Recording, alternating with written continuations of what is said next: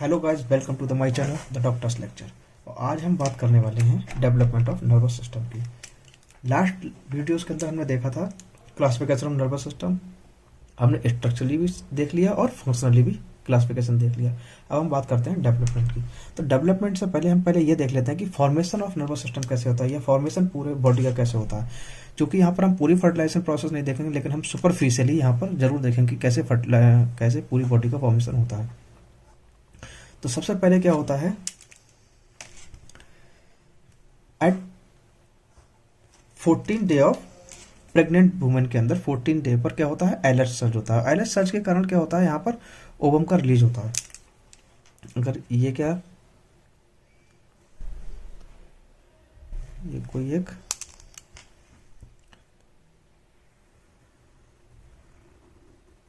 ये क्या है, ओवम है। कोई ये ओवम है तो इसके ऊपर क्या क्या होती है, क्या क्या लेयर्स होती हैं। एक तो होती है जोना पेलिसिडा,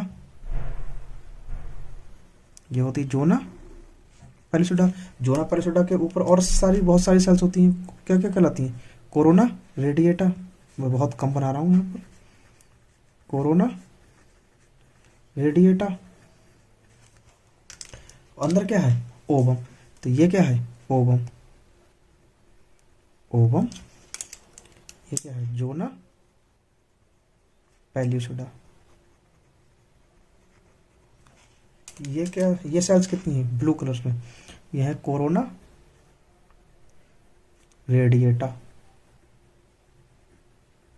होता क्या है, जब इस सेल्स के पास स्पर्म आता है, ये सेल जो होती है, जो ओवम होता है, ये कैसी होती है, ये होती है मेटाफेज में अरेस्ट होती है। सेकंड म्यूटिक डिवीजन के मेटाफेज में क्या होती है, अरेस्ट होती है। और इसका सेकंड म्यूटिक डिवीजन तब कंप्लीट होता है जब क्या होता है, यहाँ पर स्पर्म आता है। और स्पर्म जैसे ही यहाँ पर आता है, ये क्या हो गया, ये हो गया स्पर्म। स्पर्म्स बहुत सारे से आते हैं, लेकिन जैसे ही कोई स्पर्म इस ओवम को सबसे पहले टच करता है, जैसे ही कोई स्पर्म इस ओवम को, बहुत सारे स्पर्म्स होते हैं, ये बहुत सारे स्पर्म्स होते हैं। ये क्या है, स्पर्म। और जैसे ही कोई स्पर्म ओवम को टच करता है, इमीडिएटली क्या हो जाता है, फर्टिलाइज। और जैसे ही ये फर्टिलाइज होता है, तब अब मैं खाली मेन सेल्स बताऊंगा। ये क्या होगी इसकी, जोना पेल्यूसिडा। अंदर कौन सी होगी, ओवम। तो ये करती क्या है, एक तो जेनेटिक मटेरियल किसका होता है, ओवम का। ओवम का जेनेटिक मटेरियल हो गया, ये हो गया ओवम का न्यूक्लियस। और जैसे ही स्पर्म इसके अंदर टच करता है, स्पर्म भी अपना क्या करता है, अपना न्यूक्लियस क्या करता है, ट्रांसफर कर देता है। अब इस सेल्स के अंदर क्या होते हैं, दो न्यूक्लियस होते हैं। यहाँ पर कैसे होते हैं, दो न्यूक्लियस। जो ग्रीन कलर से मैंने दिखाया, ये है फीमेल का न्यूक्लियस। और ये जो ब्लैक कलर से है, ये कैसा है, मेल का न्यूक्लियस। लेकिन ये न्यूक्लियस है, इनको मैं क्या बोलता हूँ, प्रो न्यूक्लियस बोलता हूँ। इनको मैं क्या बोलता हूँ, प्रो न्यूक्लियस। ये कहलाता है मेरा ग्रीन कलर, ये कहलाता है मेरा फीमेल प्रो न्यूक्लियस।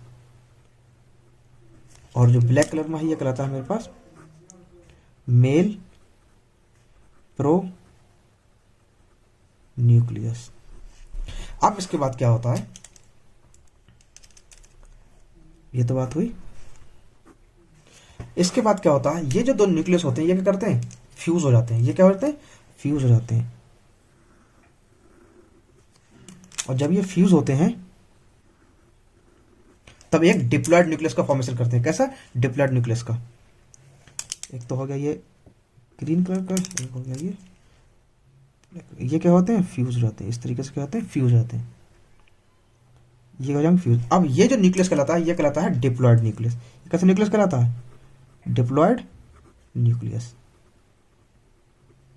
क्योंकि एक तो था हैप्लॉयड था 23 क्रोमोसोम से, जो मदर से आया था। एक कौन सा था, फादर से आया था, मेल प्रो न्यूक्लियस। इसके अंदर कितने थे, 23 क्रोमोसोम्स।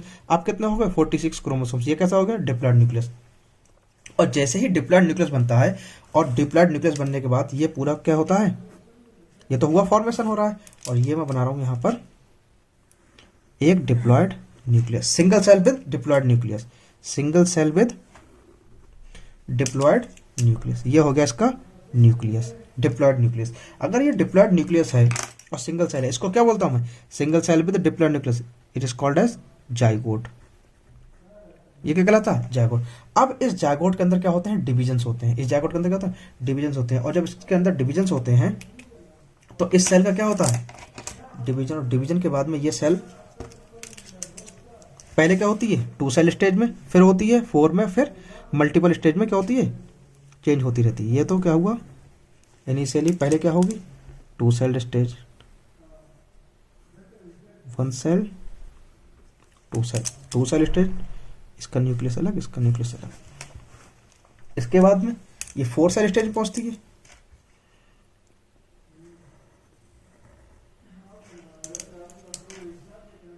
ये हो गई 4 सेल स्टेज।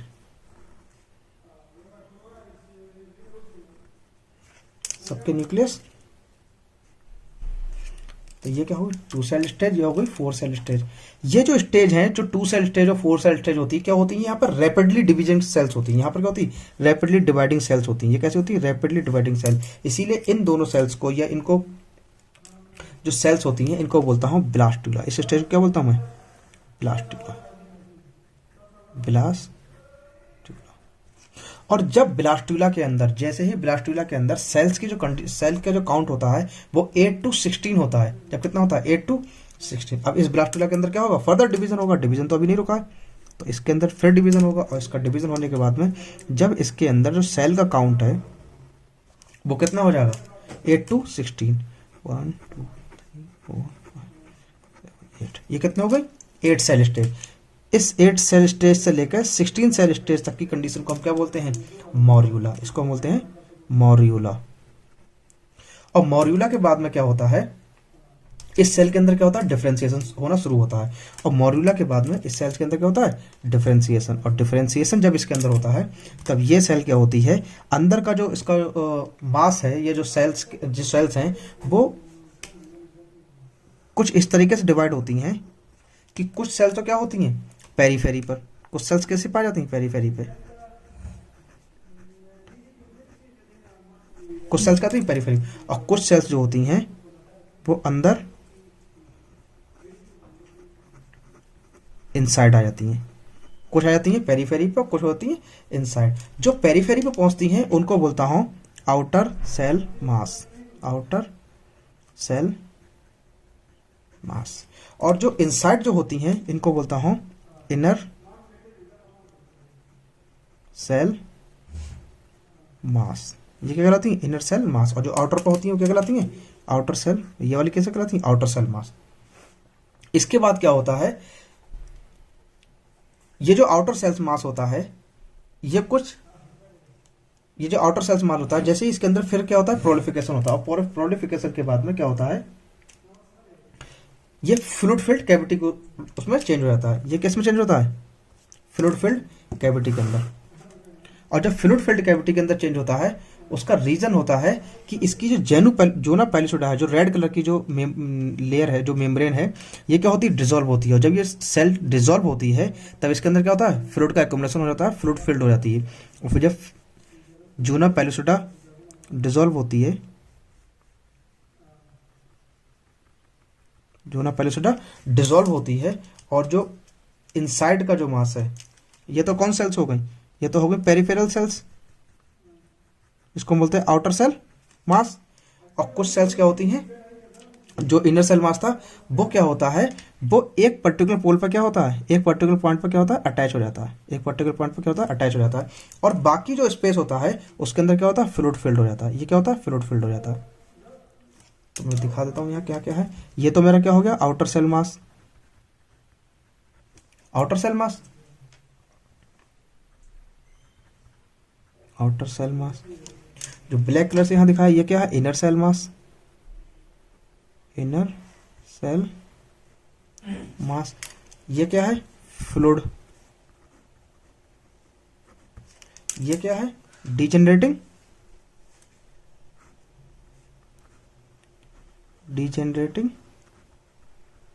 जोना पैल्यूसिडा। इस स्टेज में क्या होता है?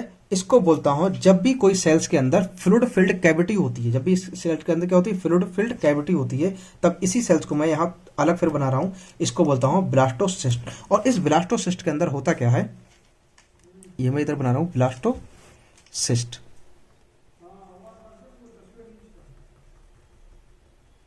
जब मैं इस सेल को ब्लास्टोसिस्ट बोलता हूं, जब मैं सेल को इसको क्या बोलता हूं, ब्लास्टोसिस्ट, तो इनकी जो लेयर्स होती हैं इनके नाम भी क्या हो जाते हैं, चेंज हो जाते हैं। अभी क्या था, नॉर्मली मैं क्या बोल रहा था उसको, इनर सेल मास या आउटर सेल मास, लेकिन जब ये फ्लूइड फिल्ड कैविटी होती है या मैं इसको ब्लास्टोसिस्ट कंडीशन में ये बोल आती है, तो मैं इसकी लेयर्स हैं इनको बोलता हूं, जो आउटर सेल मास था अब उसको बोलता हूं मैं ट्रोफोब्लास्ट। जो आउटर सेल मास था इसको बोलता हूं मैं ट्रोफोब्लास्ट, और जो इनर सेल मास था इसको बोलता हूं मैं एम्ब्रियोब्लास्ट। ये क्या होता है, एम्ब्रियोब्लास्ट। ये क्या हो गया, एम्ब्रियोब्लास्ट, ये क्या हो गया, ट्रोफोब्लास्ट, और बीच में क्या होगी, फ्लूइड फिल्ड कैविटी, और आउटसाइड से क्या होगा, ये तुम्हारा डिजेनरेटिंग जोना पेलिसोडा। अब होता क्या है, ये जो एम्ब्रियोब्लास्ट है ये प्रोलिफिकेट करने के बाद में क्या फॉर्मेशन करेगा, एम्ब्रियो का, और ये ट्रोफोब्लास्ट है ये प्रोलिफिकेट करने के बाद में क्या काम करेगी, सपोर्टिंग टिश्यू का। सपोर्टिंग टिश्यू मतलब क्या हो गया, कवरिंग्स हो गई, प्लेसेंटा हो गया। ये after proliferating, after proliferation it would convert into supporting tissue, supporting tissue। Example, coverings हो गई, प्लेसेंटा हो गया, और एम्ब्रियोब्लास्ट किसका फॉर्मेशन करेगा आफ्टर प्रोलिफिकेटिंग, ये करता है एम्ब्रियो का या बेबी का। ये तो बात हुई किसकी, फीटल डेवलपमेंट की।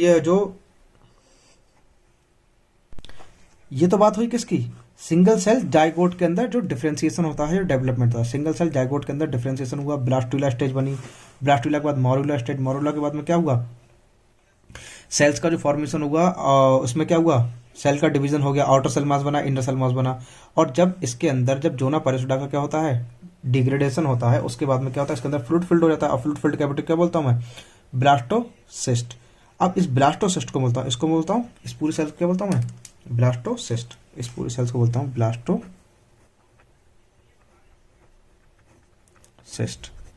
ये होगी ब्लास्टोसिस्ट।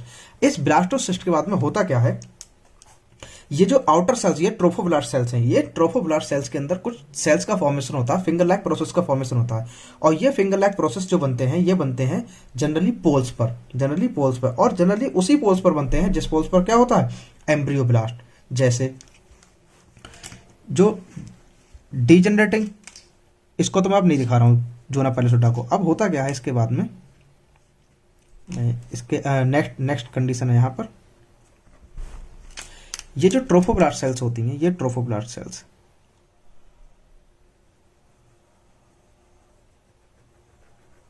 ये क्या हो गए, ट्रोफोब्लास्ट सेल। इन ट्रोफोब्लास्ट सेल्स के अंदर कुछ फिंगर लाइक प्रोसेस का क्या होता है, प्रोडक्शन। ये हो गई फिंगर लाइक प्रोसेस। जनरली कहां बनती है, जनरली बनती है पोल्स पर, लेकिन अदर साइड भी बन जाती है। यहां पर क्या है मेरा, एम्ब्रियो ब्लास्ट, जो क्या है एक साइड पर क्या है, अटैच है, बीच में क्या है, फ्लूइड फिल्ड कैविटी है, फ्लूइड फिल्ड कैविटी। ये क्या है, ये भी ट्रोफोब्लास्ट सेल्स हैं, ये भी क्या है, ट्रोफोब्लास्ट। अब ये ट्रोफोब्लास्ट सेल्स होती क्या है, इन ट्रोफोब्लास्ट सेल्स में जो सेल्स पेरीफेरी पे होती हैं, जो सेल्स कैसी होती हैं, पेरीफेरी पे, ये आपस में क्या जाती हैं, फ्यूज हो जाती हैं। ये सेल जब आपस में फ्यूज होती हैं, और जो इसके अंदर की सेल्स होती हैं ये क्या रहती हैं, नॉर्मल इंटैक्ट कंडीशन रहती हैं। ये हो गई नॉर्मल सेल्स, ये हो गई नॉर्मल सेल्स, ये हो गई नॉर्मल सेल्स। और जो सेल कैसी थी, पेरीफेरी पे, ये आपस में क्या हुई, फ्यूज हुई। आपस में फ्यूज होने के बाद में ये कुछ इस तरीके से कंडीशन शो करती है, फ्यूज होने के बाद में, और फिंगर लाइक प्रोसेस भिलाई का फॉर्मेशन करती है। ये आपस में क्या होती है, फ्यूज हो जाती हैं। कौन सी, पेरीफेरी की। ट्रोफोब्लास्ट सेल्स की जो पेरीफेरी की सेल्स होती हैं ये आपस में क्या होती हैं, फ्यूज हो जाती हैं। और जब ये आपस में फ्यूज होती हैं तब ये क्या करती हैं, अपने न्यूक्लियस को साइटोप्लाज्म में, क्योंकि जब ये फ्यूज होंगी और फ्यूज होने के बाद इनका जो साइटोप्लाज्म होता है वो क्या होता है, यहीं पर रहता है, और साइटोप्लाज्म यहीं पर रहता है, न्यूक्लियस भी यहीं पर रहता है। तो होता क्या है, यहाँ पर जो बीच की सेल्स हैं, जो बीच की सेल्स हैं, इन सेल्स के चारों तरफ क्या होता है, बहुत सारा साइटोप्लाज्म और बहुत सारा न्यूक्लियस होता है। तो इसीलिए मैं जो बीच की सेल्स होती हैं इन सेल्स को मैं बोलता हूं साइटोट्रोफोब्लास्ट, क्योंकि ये सेल्स हैं, इनको बोलता हूं साइटोट्रोफोब्लास्ट। और जो आउटर सेल्स होती हैं जो क्या होती हैं, फ्यूज हो जाती हैं, उनको बोलता हूं सिंसिटियोट्रोफोब्लास्ट, क्योंकि ये कंडीशन कहलाती है सिंसिटियम, क्योंकि यहाँ पर मोर देन, क्योंकि बहुत सारे न्यूक्लियस होते हैं, बहुत सारे न्यूक्लियस होते हैं। तो मैं यहां इसको दो पार्ट में लिख रहा हूं। एक तो जो आउटर सेल्स होती हैं जो फ्यूज हैं, फ्यूज्ड आउटर या पेरिफेरल, पेरिफेरल ट्रोफोब्लास्ट, इनको मैं क्या बोलता हूं, इनको बोलता हूं मैं सिंसिटियम ट्रोफोब्लास्ट, सिंसिटियो ट्रोफोब्लास्ट। और जो सेल्स क्या है अंदर हैं, जो सेल्स क्या हैं अंदर हैं, ये वाली सेल्स, ये वाली सेल जो अंदर सेल्स है, ये अंदर बीच वाली जो सेल्स बनाई है मैं नॉर्मल, ये क्या हो गए, इनके न्यूक्लियस हो गए, ये न्यूक्लियस हो गए इन सेल्स के, जो नॉर्मल इंटैक्ट सेल्स हैं, इन सेल्स के, इन सेल्स क्या होते हैं, ये सेल्स कहलाती हैं मेरी साइटोट्रोफोब्लास्ट। ये सेल्स क्या कहलाती हैं मेरी, साइटोट्रोफोब्लास्ट, साइटोट्रोफोब्लास्ट, ये सेल क्या कहलाती है, साइटोट्रोफोब्लास्ट। होता क्या है, इनके जो न्यूक्लियस होते हैं ना, न्यूक्लियाई वो करते हैं, फ्लोट करते हैं साइटोप्लाज्म के अंदर, क्योंकि ये सेल्स क्या हुई, फ्यूज हुई, और फ्यूज होने के बाद इनके साइटोप्लाज्म यही रहते हैं। तो इनके न्यूक्लियस जो होते हैं इसी साइटोप्लाज्म में क्या करते हैं, फ्लोट करते रहते हैं, और ये क्या कंडीशन कहलाती है, सेंसिटिव। जब ये ब्लास्टोसिस्ट सेल्स होती हैं, जब ये पहुंचती हैं यूट्रस के अंदर, तो यूट्रस के अंदर पहुंचने के बाद में होता क्या है, इसकी जो ट्रोफोब्लास्ट सेल्स होती हैं, ओवरऑल ट्रोफोब्लास्ट सेल मतलब सिंसिटिव ट्रोफोब्लास्ट और साइटोट्रोफोब्लास्ट, ये क्या करती हैं, कुछ डिस्ट्रिक्ट एंजाइम का क्या करते हैं, सिक्रीशन। और ये डिस्ट्रिक्ट एंजाइम जो होते हैं ये एंडोमीट्रियम ग्लैंड को क्या करते हैं, डिसॉल्व करते हैं। कैसे, क्योंकि होता क्या है, जब भी कोई किसी ओवम का रिलीज होता है वो किससे होता है, मैच्योर ग्राफिन फॉलिकल से। और जब मैच्योर ग्राफिन फॉलिकल से ओवम का रिलीज होता है तो ओवम के रिलीज होने के बाद में ये ग्राफिन फॉलिकल चेंज होता है कार्पस ल्यूटेम के अंदर। और कार्पस ल्यूटेम का जो मेन पर्पस होता है वो होता है प्रोजेस्टेरोन की सप्लाई। और एंडोमीट्रियम को मेंटेन करने के लिए, ये एंडोमीट्रियम के लिए प्रोलिफिकेशन होता है, जो एंडोमीट्रियम का प्रोलिफिकेशन होता है, इसके लिए मुझे दो हार्मोन की जरूरत पड़ती है, एक तो होता है एस्ट्रोजन, एक होता है प्रोजेस्टेरोन। किसके लिए, एंडोमीट्रियम के प्रोलिफिकेशन के लिए, एंडोमीट्रियम की लाइन को स्ट्रॉन्ग करने के लिए या फॉर्मेशन करने के लिए, प्रोलिफिकेशन के लिए मुझे दो हार्मोन की जरूरत होती है, एक होती है एस्ट्रोजन, एक होती है प्रोजेस्टेरोन। जो प्रोजेस्टेरोन हार्मोन होता है वो जनरली कौन देता है, कार्पस ल्यूटियम। तो कार्पस ल्यूटियम से मेरे पास प्रोजेस्टेरोन तो आ जाता है, और जैसे ही ये ओवम क्या होता है, फर्टिलाइज होता है, तो फर्टिलाइजेशन के बाद में बहुत जो पूरी प्रोसेस थी, जायगोट, ब्लास्टुला, मारुला, और उसके बाद में ब्लास्टोसिस्ट स्टेज जो होती है, ये क्या होती है, ये जब आती है यूट्रस के अंदर। तो यूट्रस के अंदर आने के बाद इसकी जो सेंसिटिव ट्रोफोब्लास्ट और साइटोट्रोफोब्लास्ट सेल्स होती हैं, ये कुछ डिस्ट्रिक्ट एंजाइम का करते हैं सिक्रीशन। और जैसे ही ये एंजाइम का सिक्रीशन करती है, ये क्या करती हैं, एंडोमीट्रियम लाइन को क्या करती हैं, डिसॉल्व। और जब एंडोमीट्रियम लाइन को डिसॉल्व करके ये क्या होती है, इसमें इम्प्लांट हो जाती हैं। ये क्या होती है, ब्लास्टोसिस्ट होती है, जो एंडोमीट्रियम के अंदर क्या होती है, इम्प्लांट। ये तो पूरा प्रोसेस हुआ इम्प्लांटेशन का, कि इम्प्लांटेशन कैसे होता है, कौन कौन सी सेल्स डिस्ट्रिक्ट एंजाइम सिक्रीट करती हैं। अब जब ये इम्प्लांट हो जाता है तो इम्प्लांट होने के लिए इसके इम्प्लांट जो एंडोमीट्रियम लाइनिंग है इसको इसी कंडीशन में रखने के लिए, मेंटेन करने के लिए मुझे जरूरत होती है प्रोजेस्टेरोन हार्मोन की, जो कि मुझको मिल रहा था किससे, कार्पस ल्यूटियम से। लेकिन कार्पस ल्यूटियम का जो लाइफ स्पैन होता है वो होता है 10 to 12 days.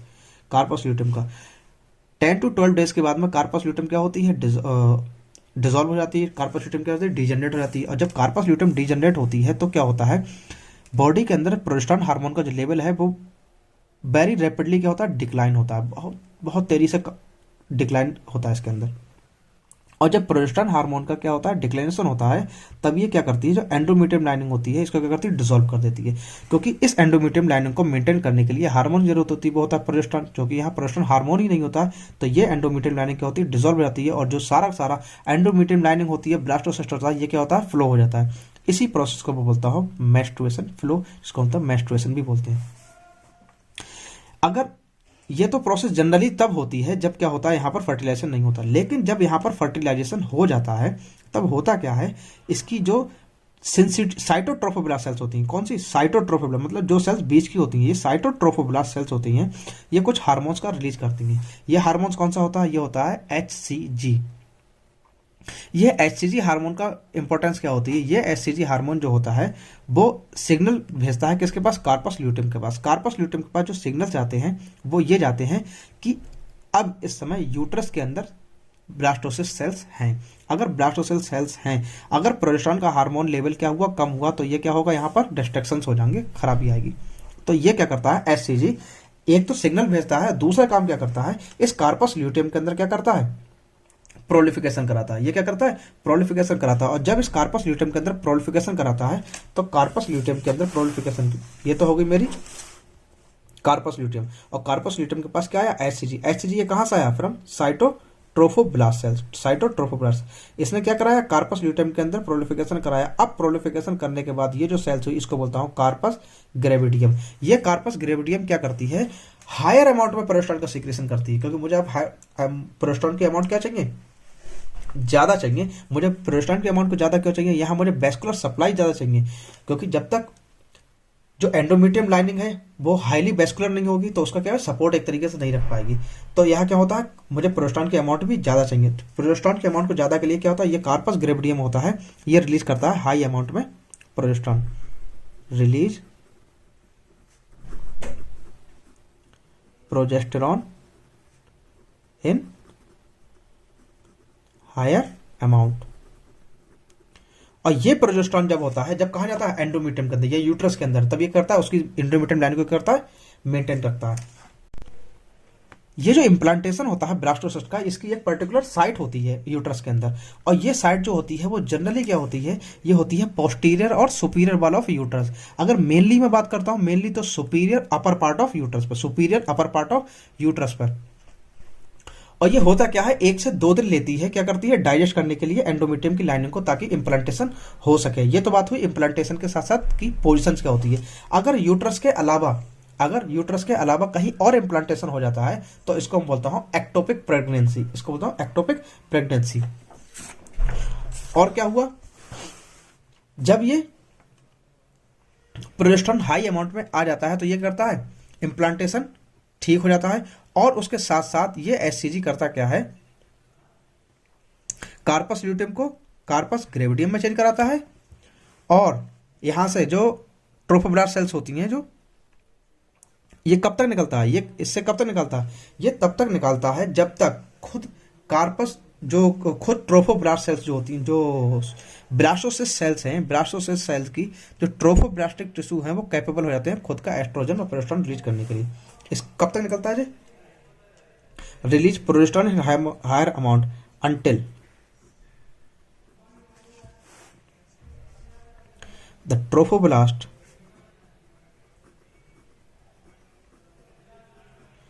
trophoblast of blastocyst या implanted blastocyst is capable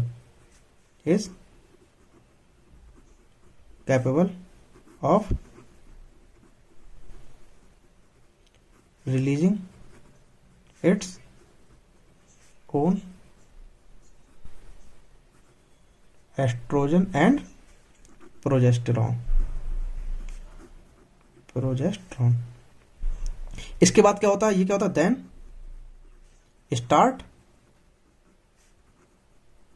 reducing level of HCG। क्या होता है यहां पर, HCG का लेवल क्या होता है, डाउन होता है, क्योंकि HCG का लेवल ही तो क्या करता था, कार्पस ल्यूटियम को कार्पस ग्रेडियम में चेंज कराता था, और कार्पस ग्रेडियम से ही हायर अमाउंट में क्या होता है, प्रोजेस्टेरॉन को रिलीज कराता है। तब यहाँ क्या होता है, HCG का लेवल क्या होता है, डाउन होने लगता है।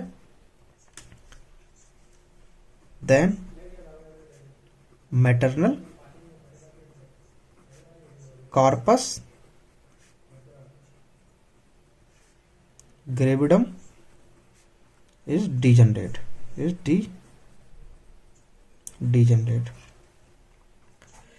ये एचसीजी और किस काम में इंपॉर्टेंस होता है? एचसीजी की इंपॉर्टेंस और भी बहुत इंपॉर्टेंट है। जो एचसीजी होता है ये डिटेक्टेबल होता है किसके अंदर? सीरम के अंदर और यूरिन के अंदर। ये एचसीजी क्या होता है? एचसीजी ये डिटेक्टेबल होता है, detectable in serum and in urine just after 8 days.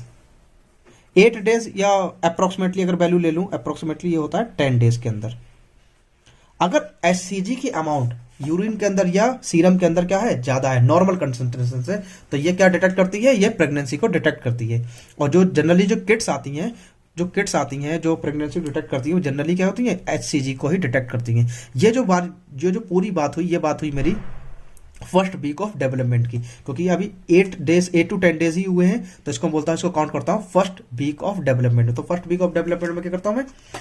Recap कर लेते हैं। ये क्या हुआ? डेवलपमेंट हुआ जाइगोट से ब्लास्टुला, मारूला, और मारूला के बाद में क्या हुआ? ब्लास्टोसिस्ट। और ब्लास्टोसिस्ट सेल्स का क्या हुआ? इम्प्लांटेशन। और इम्प्लांटेशन में किसने हेल्प की? इम्प्लांटेशन में ट्रोफोब्लास्ट सेल्स ने क्या की? हेल्प की, क्योंकि ये रिलीज करती है डेस्ट्रेक्स एंजाइम।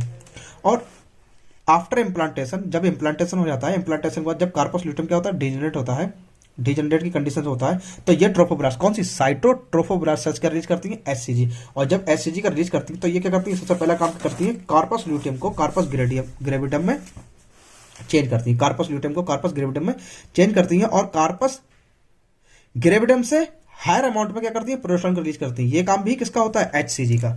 ये काम भी किसका होता है? एचसीजी का, जो रिलीज कराता है किससे? हायर अमाउंट में प्रोजेस्टेरोन को रिलीज करता है। और ये हायर अमाउंट में जो प्रोजेस्टेरोन होता है, रिलीज कब तक होता है? ये तब तक रिलीज होता है जब तक जो ब्लास्टोसिस्ट है, जो ट्रोफोब्लास्ट ऑफ द ब्लास्टोसिस्ट है, वो खुद कैपेबल ना हो जाए एस्ट्रोजन और प्रोजेस्टेरोन का सीक्रेट करने के लिए। और उसके बाद में क्या होता है? एचसीजी का लेवल क्या होता है? कम होता है। और जब एचसीजी का लेवल कम होगा तो ये कार्पस ग्रेविडम क्या होगा? ये भी डिजेनरेट हो जाएगा। और ये एचसीजी का मेन पर्पस क्या होता है? एचसीजी का जो डिटेक्टेबल पर्पस क्या होता है? डिटेक्टेबल पर्पस ये होता है, ये सीरम और यूरिन के अंदर क्या होता है? डिटेक्टेबल है। और ये जो डिटेक्टेबल है वो 8 डेज के अंदर, विद इन 8 डेज के अंदर, मतलब इसको आप डिटेक्ट कर सकते हैं। ये डिटेक्टेबल होता है प्रेगनेंसी के केस में। तो अगर आपको ये वीडियो पसंद आया हो तो इसको लाइक करें, शेयर करें और सब्सक्राइब करें हमारे चैनल द डॉक्टर्स लेक्चर को। Thank you.